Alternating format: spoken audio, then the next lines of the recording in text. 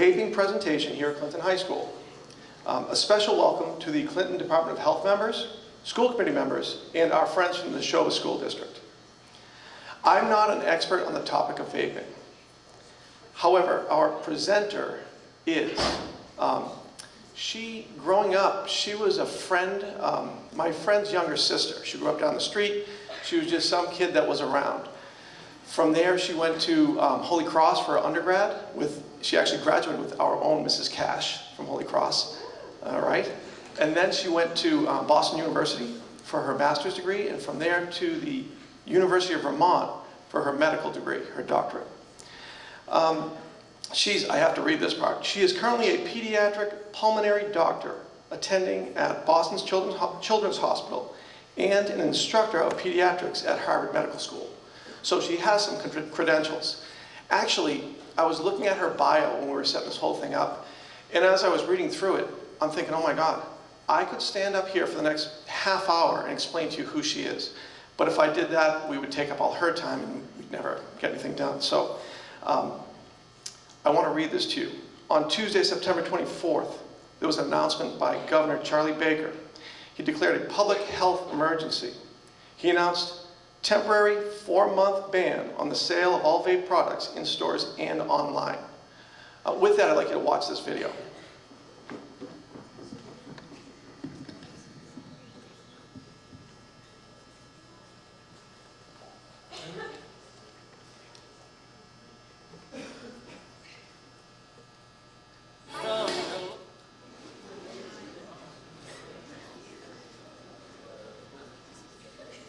I said watch, not listen.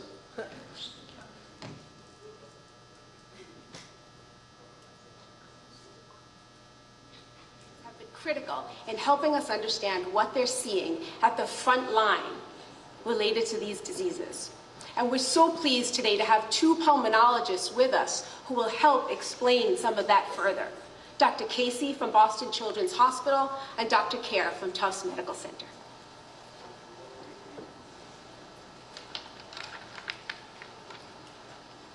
Governor Baker, Lieutenant Governor Polito, Secretary Sutters, and Commissioner Burrell. As a pediatric pulmonologist at Boston Children's Hospital and someone who's dedicated my life to preserving respiratory health, I would like to thank you for protecting the youth of Massachusetts by initiating this ban on products used for both tobacco and marijuana. Based on the cases of acute toxic lung injury and chronic respiratory symptoms that we have seen here and across the country in teens and adults, I can assure you that these products are not safe. Our lungs are designed for gas exchange and not for processing superheated e-liquids that contain drugs of addiction, toxic chemical, oils, and food flavoring additives. I am tremendously concerned about the effects these devices have already had on our state's children, both through first and second-hand exposure. At Boston Children's, we have seen multiple teens with chronic day-to-day symptoms and some becoming more severely ill with acute vaping-induced lung injury. We have had teens with cough, mucus production, difficulty breathing, shortness of breath, low oxygen levels, needing oxygen, breathing tubes and ventilators, not responding to antimicrobial therapies, undergoing multiple tests to uncover the cause, and sustaining, at minimum, temporary but possibly permanent lung damage. We cannot stand aside and allow our children to become the next generation of nicotine addicts. This ban is critical and necessary step to combating this epidemic of youth vaping. My colleagues and I at Boston Children's are in the process of writing up our cases of suspected lung issues due to vaping to submit for publication in a peer-reviewed journal. I will share more information later about what I have seen in my practice this afternoon at the Public Health Council meeting as well. Thank you for your time.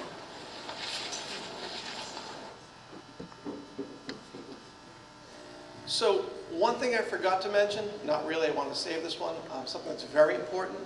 Dr. Alicia Casey, MD, is a Clinton High School graduate, class of '94.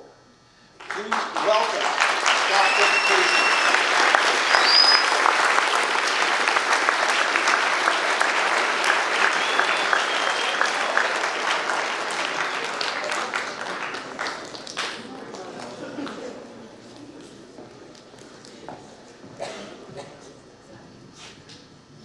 Thank you, Mr. Cermak and Mr. Smith, for inviting me here today.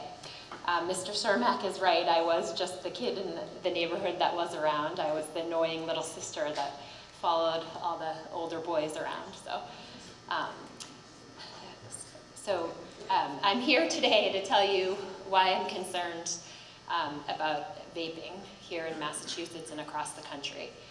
So why am I here? I'm here because I'm a lung doctor and because I'm very concerned about the safety of these devices and the e-liquids. The second reason why I'm here, and this is the first time I've done this in a school, is because I grew up here in Clinton, and I'm a graduate of Clinton High School, and I'm very proud of that. I have many relatives in this town, friends in this town, and many of you guys in the audience are my relatives or children of some of my friends. And I care about you guys, just like I care about all the kids in Massachusetts that are affected by this. And then the third reason why I'm here is because I have two sons, Seamus, who's 5, and Jeremiah, who's 8. And they both worship their cousins, and you know, if their cousins are doing these things and are setting that example, then they're going to be more likely to do these things, and that scares me as well. So, who I am not a liar. I did not make the effects of this epidemic up.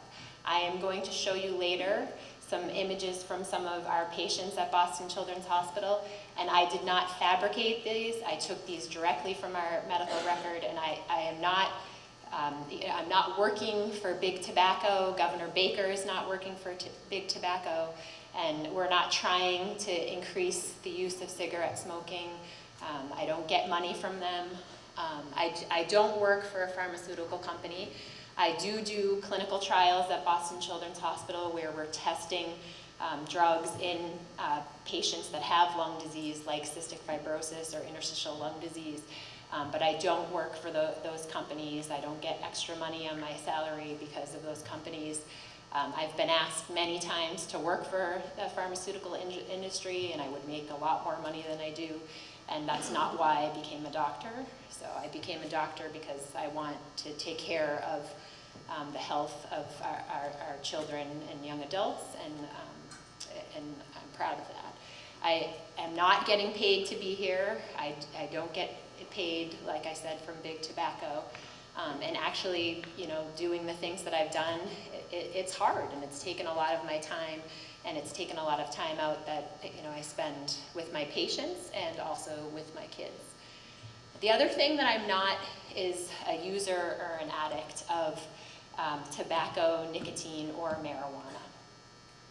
When I was in middle school, I did dabble with alcohol use, and I saw the effects that, you know, being an addict and using these things had on my family members. My father has a lot of addiction issues, and I also over at the middle school, I remember getting called down to the office down there with one of my cousins because our uncle had been in a drunk driving accident, and they called us out of school to go to the hospital so that we could say goodbye to him.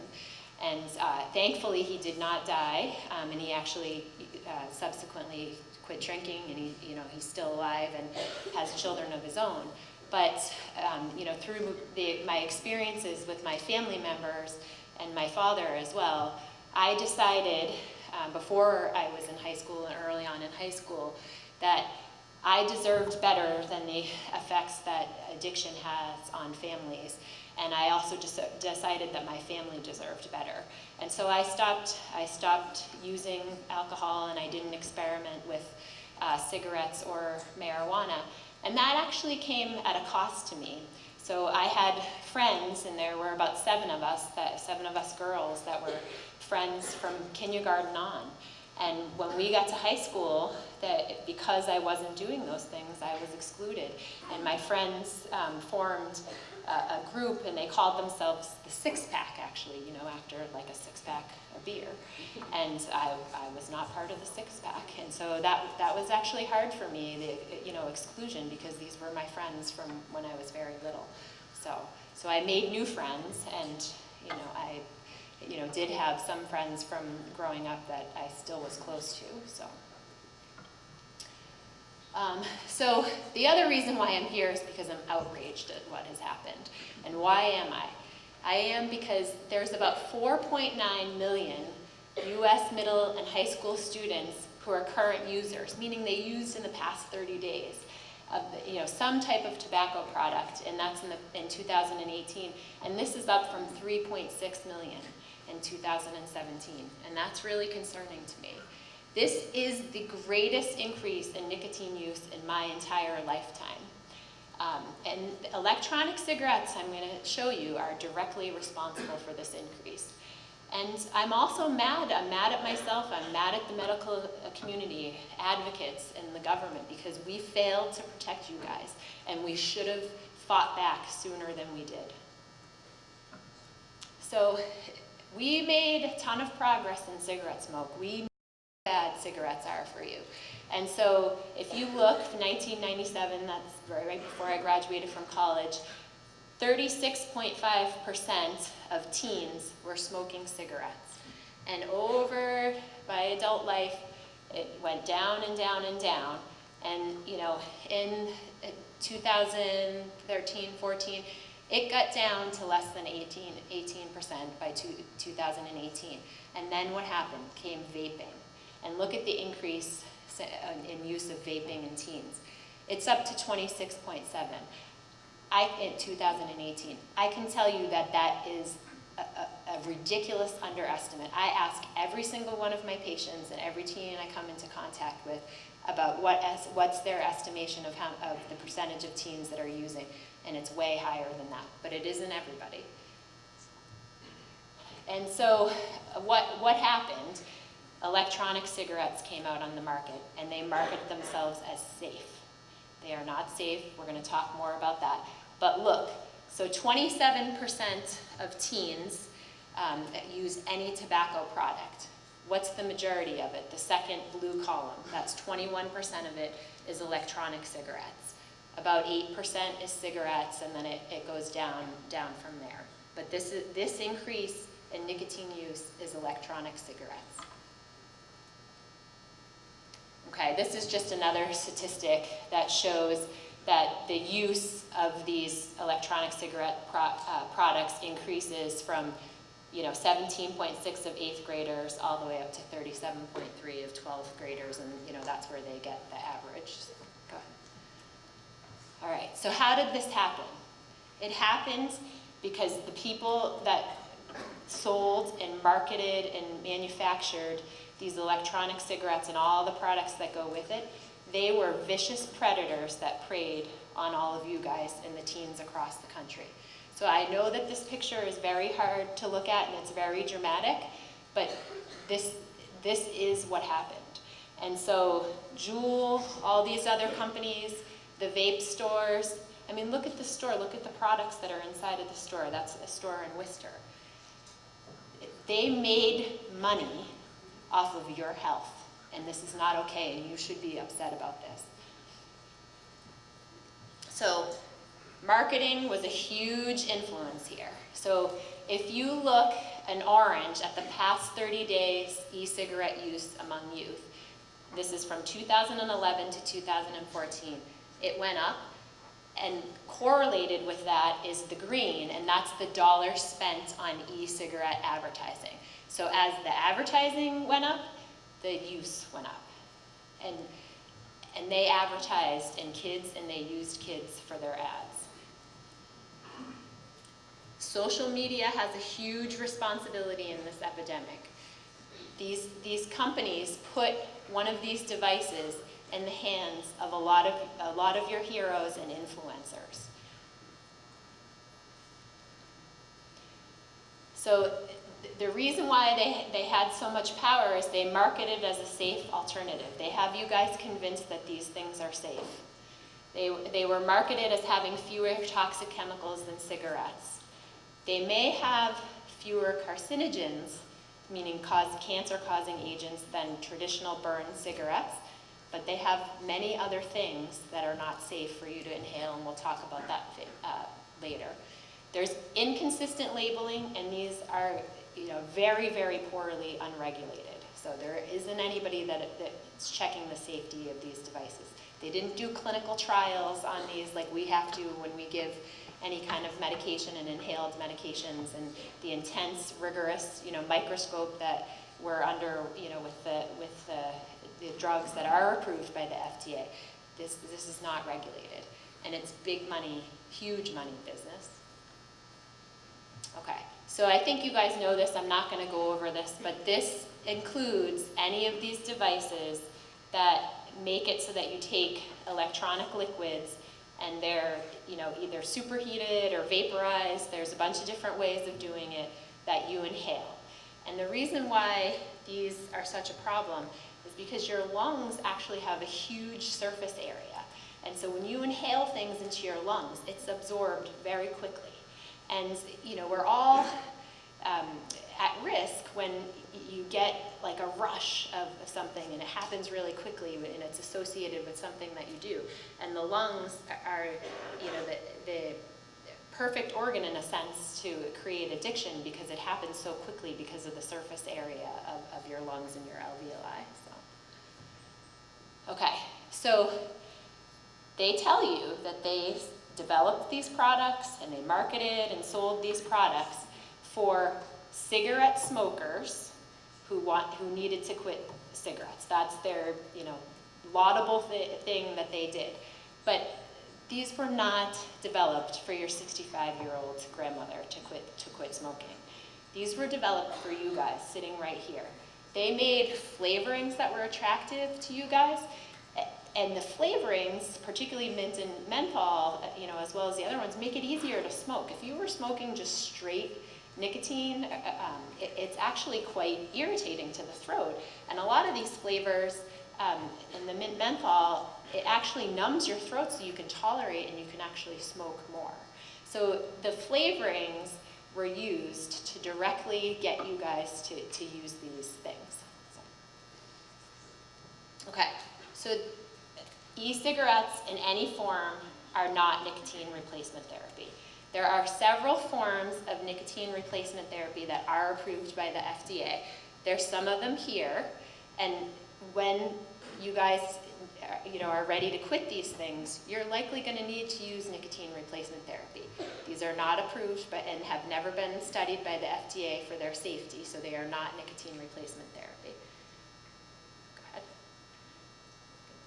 So there is an FDA-approved nicotine inhaler, and that it's called an inhaler, but actually it's not going into your airways and lungs.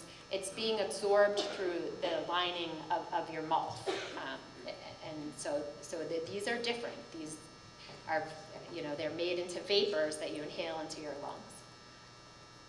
You can go through these quickly because okay.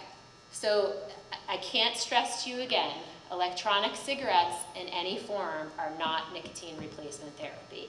And actually, go ahead. The population health impact of these is completely unknown, but we do know some things which I'll talk about further.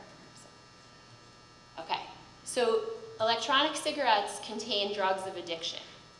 Nicotine is nicotine, heroin, and cocaine are the most addictive substances that you can find on this planet, and that's what the majority of these contain. And many kids didn't even know that they contained nicotine when they were using. They thought it was just the flavoring in water vapors. The other thing to mention about the nicotine that they used, they actually used a nicotine salt, particularly Juul, but a lot of the other devices, and that nicotine salt actually crosses your blood-brain barrier and gets to your brain more quickly, which increases your high and increases your addiction potential. So that's another problem with these devices. So when you're talking about the ones that contain nicotine, how much do they actually contain? And so a traditional cigarette contains about 1 to 2 milligrams. Like that's one if you smoke the entire one cigarette. 15 puffs of some of these vapors contains up to 15 milligrams.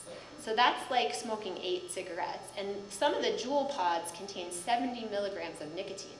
So that's like smoking an entire pack of cigarettes just from that one Juul pod. So,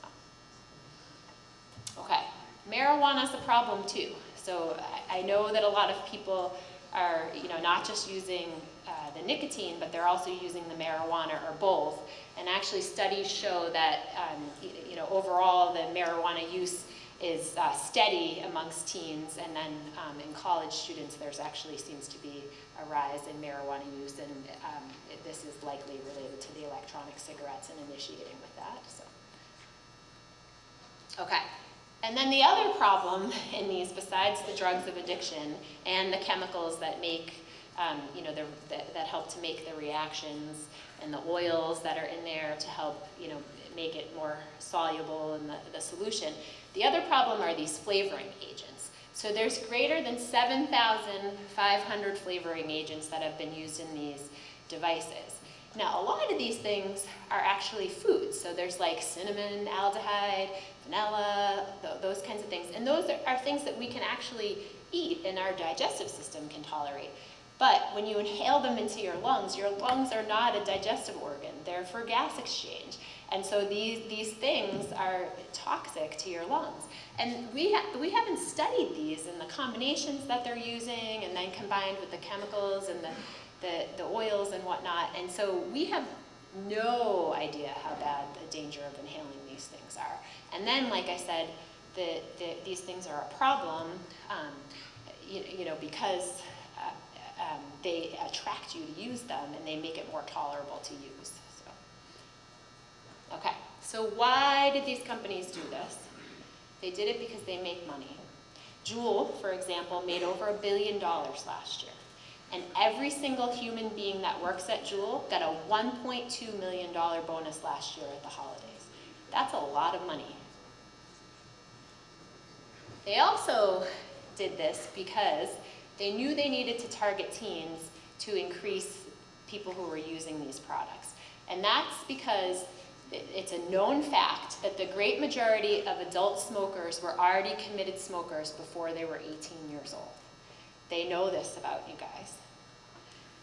And they also know that the teenage brain is much more vulnerable to the effects of addiction. So if you're using when you're a teenager and your brain is still developing, you're much more likely to do this for your life. Okay, so why does that happen? So the nicotine actually goes into your brain and activates these receptors, the nicotine acetylcholine receptors. And early nicotine use actually alters the function of these receptors. And what they do is it influences the biochemistry in your brain and the function of your brain, so that when you get this when you're younger, you actually seek more of the drug to react on those receptors, because your brain develops to like the effects, and you're at much higher risk. And then once you're doing this and you're using nicotine, you're at increased risk of using other things that act on those same receptors and other similar receptors. And so you're at much higher risk of using cigarettes, marijuana, opiates, and other illicit drugs. So, and there's lots and lots of animal studies and human studies on this as well. So marijuana is also a problem. The public perceives marijuana as harmless and even a cure-all therapy, but it is not harmless, and it's particularly not harmless to you guys. So at any age, regular healthy cannabis users have poorer neurocognitive functioning, and they have functional brain alterations in comparison to non-users. And the things that cannabis and marijuana do to your brain, they also have the same alterations in reward networks as nicotine does, and it can increase your risk of using other things as well. Okay, So what else is a problem? So this is, you know, now I'm getting into my realm in the lung disease. But smoking is the #1 preventable cause of death in the United States.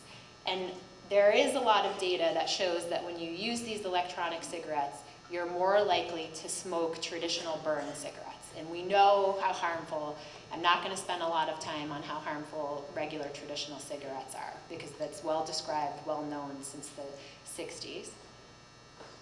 So, and electronic cigarettes are not safe. They're not safe to your lungs, and they're likely not safe for other reasons as well. So, cigarette smoking, like I said, everybody knows it's a known killer. It affects almost every organ in the body. It's the #1 preventable cause of death in the United States. Over the last 50 years, it caused 20 million preventable deaths. It causes lung cancer, it causes chronic obstructive pulmonary disease, emphysema. Those are disorders that we see in adults after, you know, many years of use.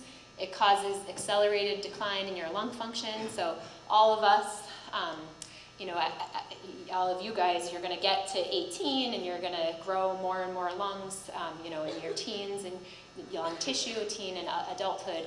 But then once you become an adult, your lung function gradually over time slowly goes down, which is why, you know, lung doctors were always obsessed with getting people to the maximum lung function by the end of teen, early adulthood, and because you're going to lose it. Well, when you smoke and do these things, your lung function goes down more quickly.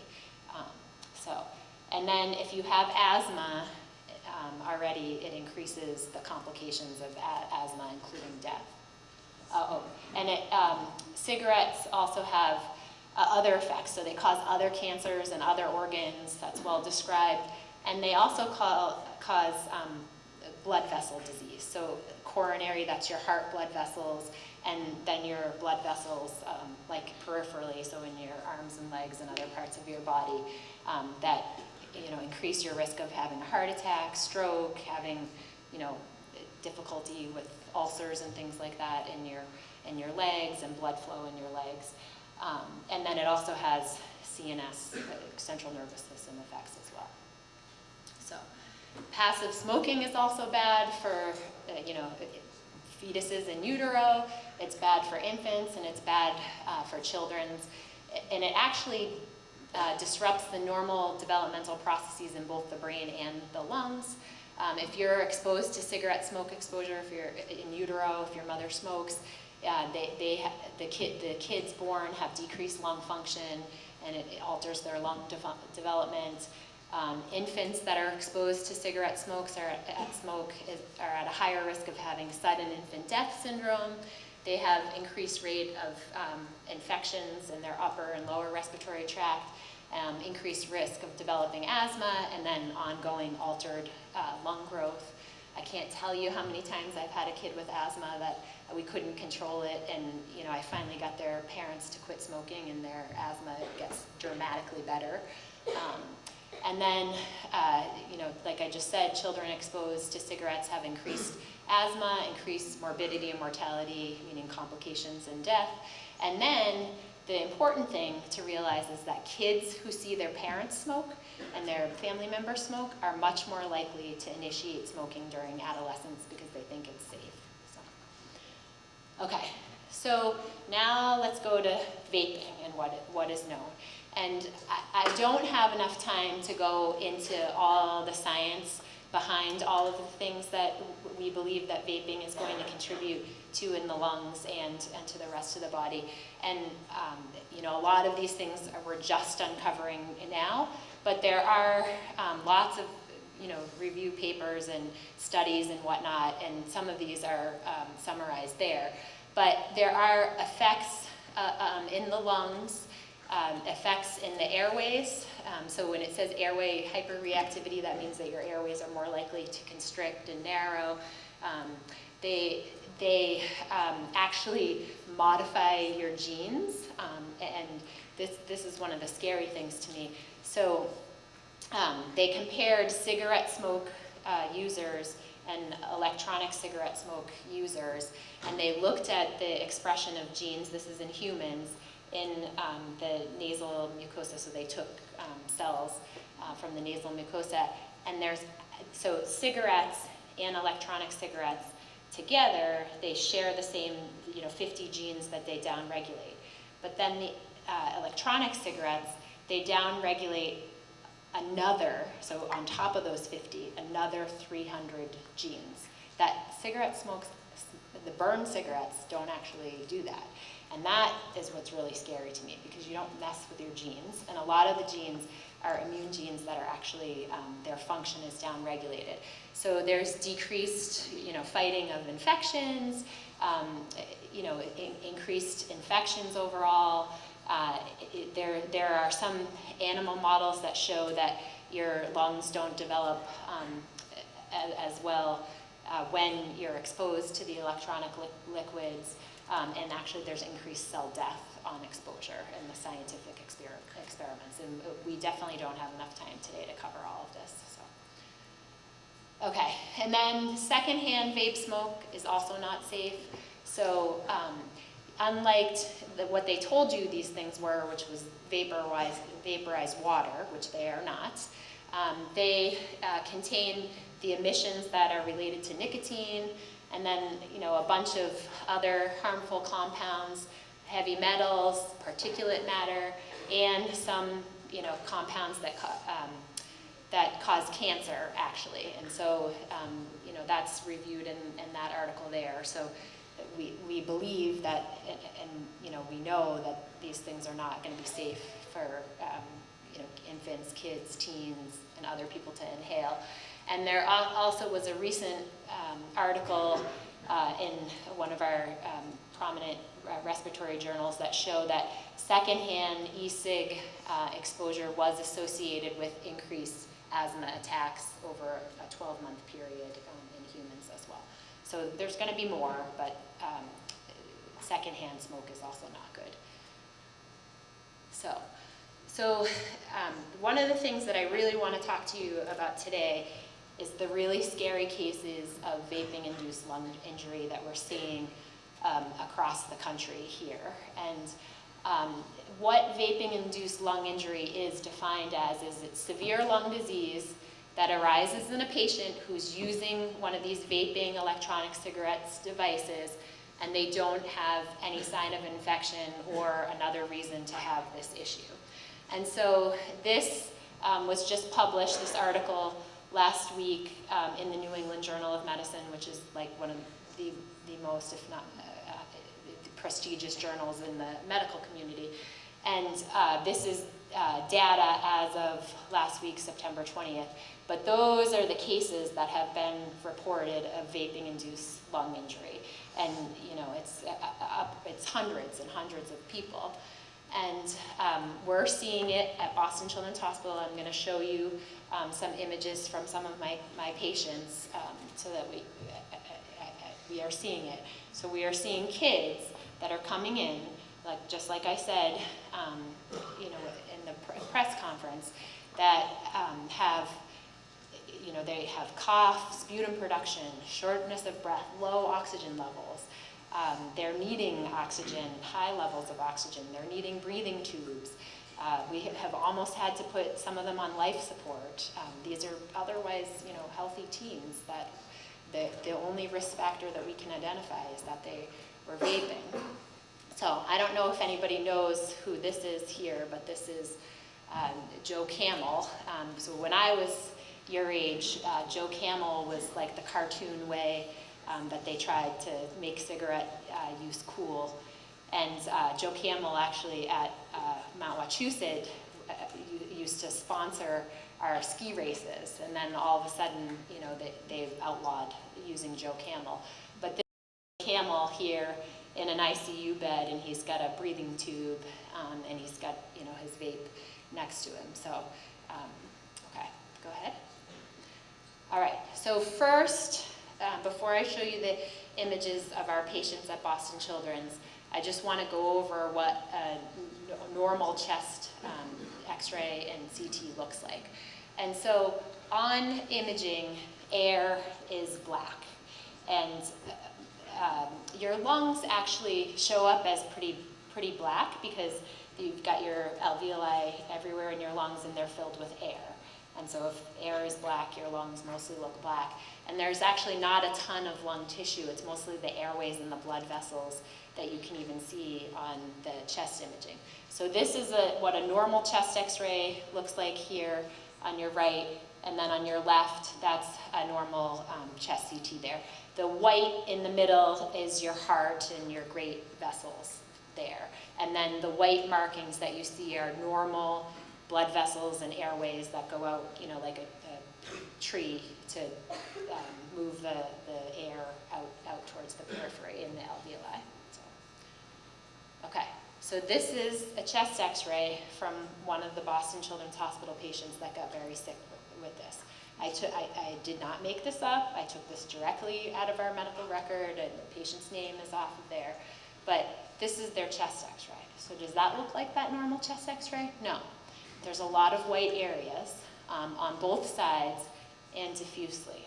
Okay? Go ahead. Here's another one. So this is the chest CT. Look at all this white area. All on both sides. There. That is inflammation, not infection, because these patients are not getting better when we're treating them for infection. That is inflammation that we believe is toxic chemical lung injury from using these products, and that's on both sides. And actually, these CTs here make my sick kids that have things like, you know, like lung disease for their life, it actually makes their lung CTs look a little bit like they're a little bit closer to the healthy. So this is scary. Go ahead. Here's another patient, a completely different patient. So you can see that there's a lot more white and a lot more gray and a lot more damage in this lung. So go ahead. Here's another one. So this patient is a little bit different because they have more of the black areas, but what this patient has is that there's fluid along the sides of the lungs and then in between, like all of the lining of the lungs as well, which is a big problem. So why is this so scary? So even with all the people historically that have used traditional burn cigarettes, we never saw them becoming like fulminantly, quickly, immediately ill after using the burn cigarettes, even if they smoked a ton of them, that got this sick this quickly. And so this is really scary because we don't know what we're going to see. We don't know if the lungs of the patients who are looking like this are going to get better over time. I also strongly believe that what we're seeing is just the tip of the iceberg, because there was a while where in the medical community we didn't know to ask you guys about use. And we didn't know the right words to say. We were asking everybody, do you use cigarettes? And the teens would say, no, I don't use cigarettes, because we weren't asking the right question. And so we were missing this. We're still missing this. And we're missing the more subtle cases, the kid that's on the football field or playing field hockey that's short of breath, or someone that's coughing at night. They probably have a degree of this, but they don't know it because their symptoms are a little bit more subtle. So just remember, 9 people have died of this across the country, and they're and counting. There's going to be more. The cases keep coming in. Okay, so I actually have some questions about this. Will vaping cause the same lung disease as smoking? Will they cause you to have chronic obstructive pulmonary disease, which is more of an airway disease? Will it cause people to have emphysema? Will we see new lung diseases? Maybe we might. We're already seeing this acute vaping injury that's different. Will it cause lung cancer? Will it cause other cancers? Will it cause effects on your cardiovascular system and increase your risk of having a heart attack or a stroke? We have no idea these answers. I suspect that it's going to cause a problem in all those realms, but we don't know yet. Okay, And one thing I just want to mention is a lot of people keep saying, like, this problem is due to the black market vapes. This problem is due to an oil called vitamin E. The investigation is nowhere near complete. The people who are saying that are not, they are spreading deceit, that those things are not correct. We have seen patients that are using nicotine only, we've seen patients that are using marijuana only, and we've seen patients that are using both. We've seen patients that are, have gotten them from various places. They're using, more popular and common devices. We've also seen people who have, modified them themselves, putting things like butane in to, increase their hive, which is totally crazy. And so, all of those things that are being spread are not correct. And until we know what actually caused all of this, we should not be making premature conclusions, okay? Because that's not safe for anybody. So, okay, so I strongly recommend, if you're doing these things, to quit, okay? Don't go to burn cigarettes. That's not safe. Don't go to the black market. Just stop using, okay? But you're probably going to need help because there is an awful lot of addictive substances in these things. And so talk to your parents. Talk to trusted adults. Talk to the school nurse. Ask your parents, take you to the pediatrician. Go to your pediatrician. And sometimes you're going to need help from addiction specialists, and we have those at the children's hospitals and whatnot to help with this. And your pediatricians can also call for help with this. But the other thing to mention is that if you are vaping and you do have respiratory symptoms now, you need help and you need an evaluation, and you should see a lung doctor like myself or my colleagues, because there's likely something going on. And so if that's the case, make sure you talk to your parents. Okay, so what can all of us do here in this room to help fight against this epidemic? Well, educate yourself. Get the facts. Don't get untruths. Get the facts of what's happening. Talk to each other. And ask questions of people who might have the answers for you. But the most important thing is that we need to make it uncool to vape. The problem is that it is perceived as cool and as safe to do these things. So here within the community, make it so that vaping is uncool, okay? Encourage each other to quit and if there is somebody who hasn't used, support them, applaud them, be proud of them. So I can tell you that, remember at the beginning I talked about the girls that I had grown up with that formed the six-pack. Well, Clinton is a very special place here, and it's a small place, and you guys all know each other and you care about each other. And I can tell you that, as we've grown up, I am still friends with all of those girls. I went to many of their weddings. My kids have played with their kids. And, everyone in my class that I grew up with and that I went to high school with, we care about each other. And we still, to this day, we, support each other. We celebrate successes. We, mourn losses together. And so this is a special place and a special community. And so you guys need to work together to help solve this problem here. But do not tolerate the use of this, and do not tolerate these predators to continue to prey and make money off of you guys. And don't let the lies be spread. Be proud here that you're going to fight against this.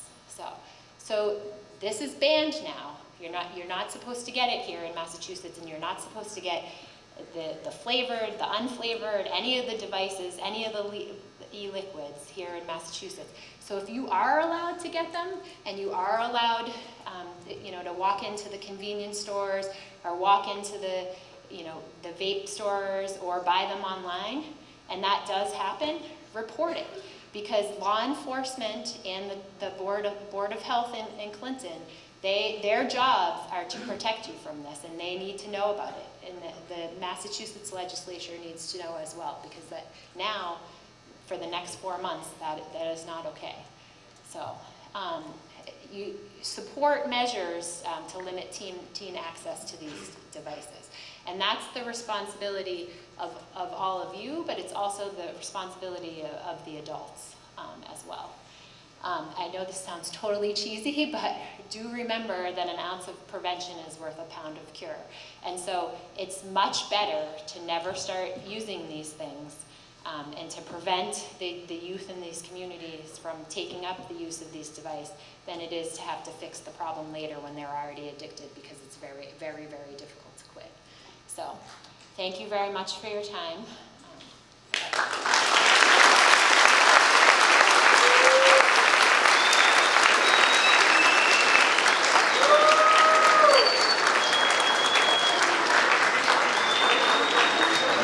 First off, we'd like to thank Mrs. Casey, Dr. Casey, for coming in today.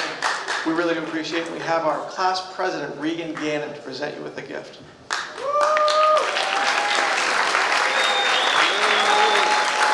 Dr. Casey, on behalf of Clinton High School, thank you very much.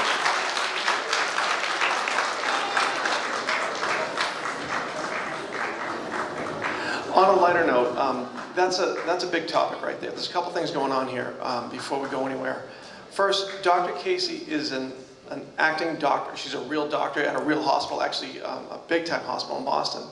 She took time out of her day to come here for nothing to speak to you, and that's a big deal. So thank you, Dr. Casey. I do appreciate it. Something else I also appreciate is the students of Clinton High School. Every time we've had an assembly, I've been here since the school opened, you guys have been phenomenal. And I personally want to thank you for the way you behaved today. Thank you very much.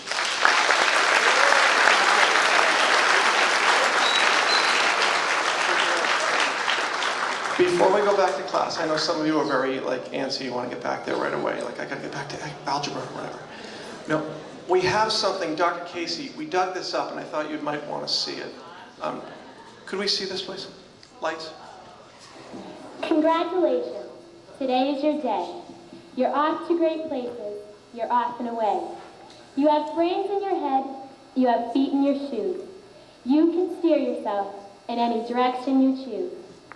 You're on your own, and you know what you know. And you are the one who will decide where to go. These simple and encouraging words, written by Dr. Seuss, prove true, whether you're graduating from nursery school or med school, because there is always school beyond these ceremonies. No matter how far we continue our formal education, we are all permanently enrolled in an informal school called life.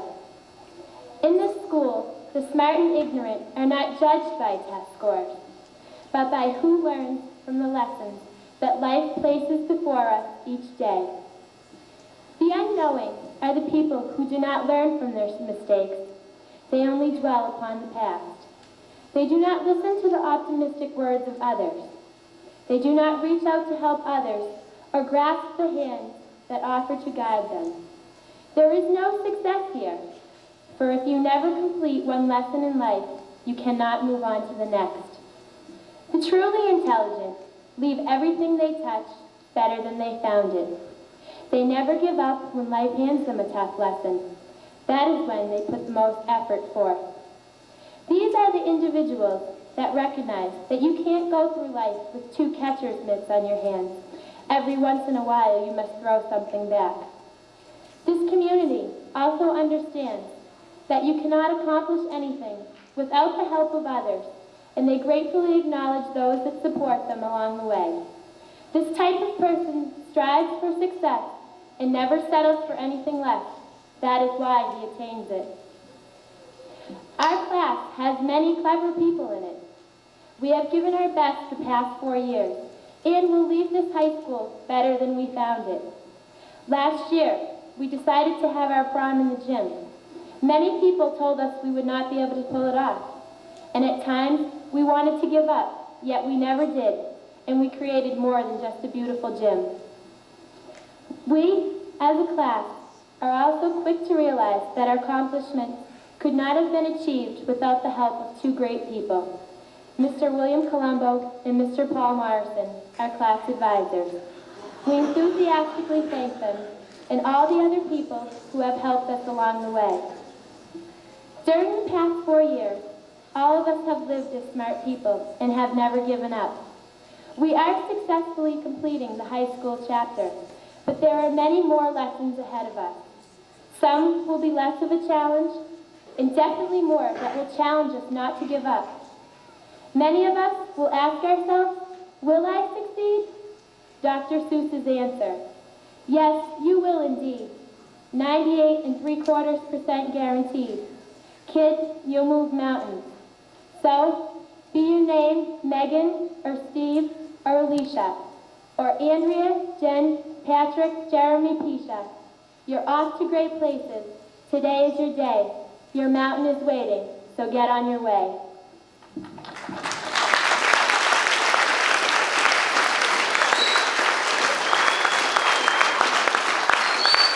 Sorry, Alicia. That was excellent. Then and now, Dr. Alicia Casey. Thank you very much.